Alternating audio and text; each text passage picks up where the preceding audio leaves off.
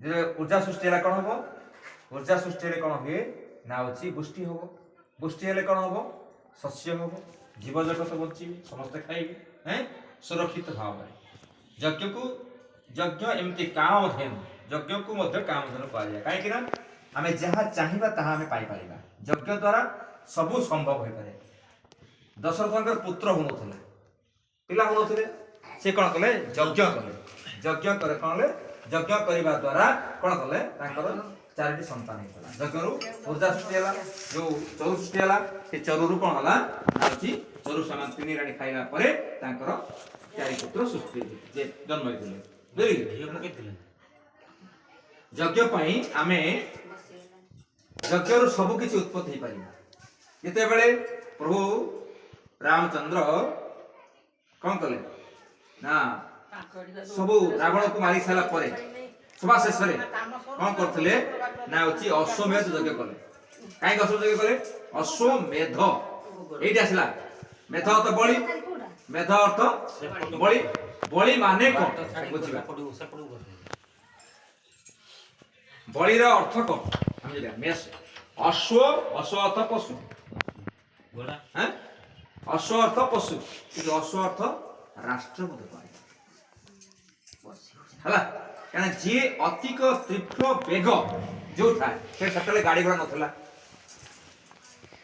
बहुत शीघ्र जे सब बुल प्रचार कर जान ताकू कहुए अश्व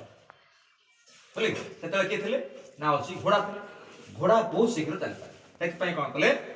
मुखरे बंधागला गोटे तंभा पात्र लेखाई जी घोड़ा को अटकेब सहित युद्ध कर पढ़े लोक सहित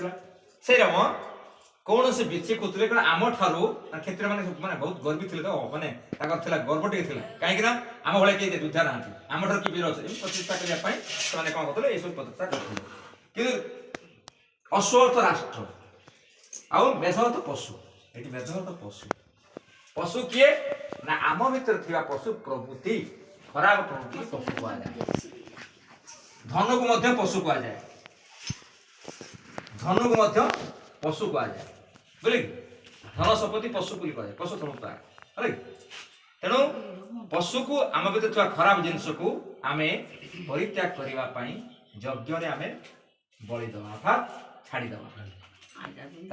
अश्वमेध यज्ञ से कहीं यज्ञ द्वारा सारा राष्ट्र को शांति आने प्रभु रामचंद्र यज्ञ करते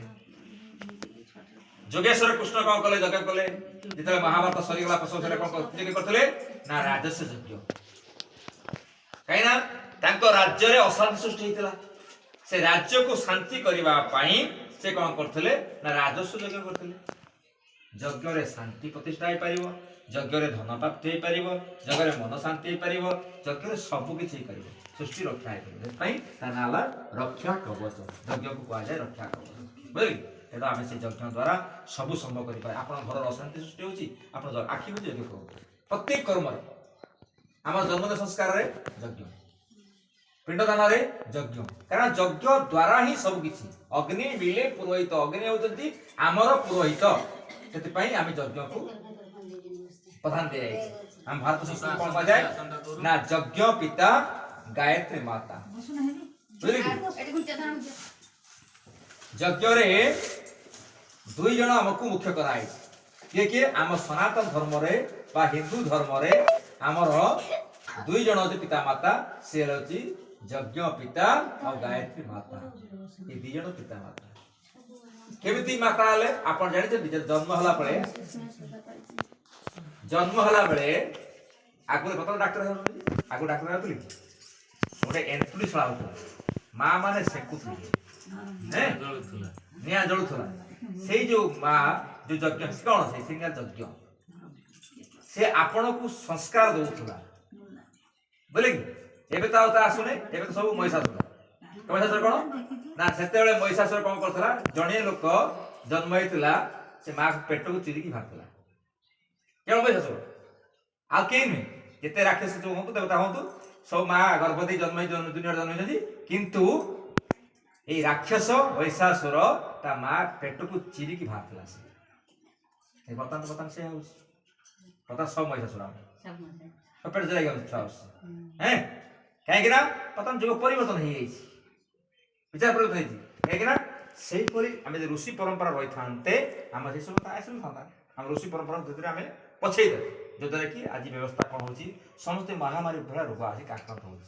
यज्ञ द्वारा सब रोग भल हो जाए ठीक यज्ञ द्वारा बर्तमान शांतिकुंज आम ब्रह्मगत समिति यज्ञ करा जहाँ जो रोग हो कैंसर पर्यटन भल करा यज्ञ मध्यम से रोगी बसब कई रही जहाँ आचार्य रे यज्ञ मैंने रोगी से बस कौन रज्ञ जिते सब जड़ीबूटी अच्छी से सब औषधीय जिनस आहुति कर सभा शेष में कबाड़ बंद बंद करापर से धूआं को भर प्रवेश कराए यज्ञ धूआं धीरे धीरे रोग हो चलती आम शांतिकुंज द्वारा चलती कार्यक्रम देखिए प्रत्येक माने आम शांतिकुंज बड़ बड़ वैज्ञानिक मैंने विशेष कर देखते यज्ञ द्वारा कौन लाभ हो बर्तमान यज्ञ मध्यम समस्त भर से दूर राक्षस को दूर कराए से यज्ञ को आम प्रधान देवा बर्तमान जो यज्ञ सामग्री अच्छी आप करवा ना हूँ आम वेद मंत्र द्वारा पवित्र करवा बर्तमान आम भाई छिड़ा पड़ो छिड़ा पड़ी कौन करेंगे ना सब जल सब जिते सामग्री जुगाड़ अच्छी समस्त हरि ओम शांति।